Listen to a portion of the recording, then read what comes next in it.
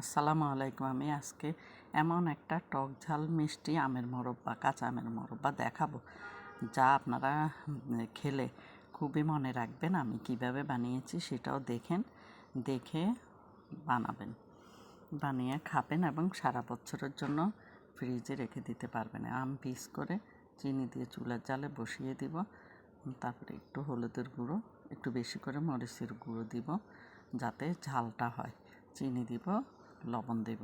আর এই চিনি শিরাটা বের হয়ে গেছে, তারপরে আমও শিরাতে সিদ্ধ হয়ে যাবে, আমের ভিতরে ভালো করে শিরা লেগে যাবে এবং সিদ্ধ হয়ে যাবে।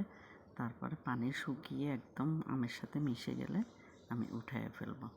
এই মোরব্বাটা অনেক মজা, একটু টক সামান্য থাকবে, কিন্তু ঝালও হবে, মিষ্টিও হবে। তাই যে কোনো কেউ, ছোটো বাচ্চারা হোক আর বুড়ারা হোক, যারা টক খায় না তারা এই আচারটা অনেক পছন্দ করবে। এই যে দেখুন আমার হয়ে গেছে আচারটা। এবার আমি একটা বক্সে ভরে রেখে দেব, যে যেভাবে হোক খাবে।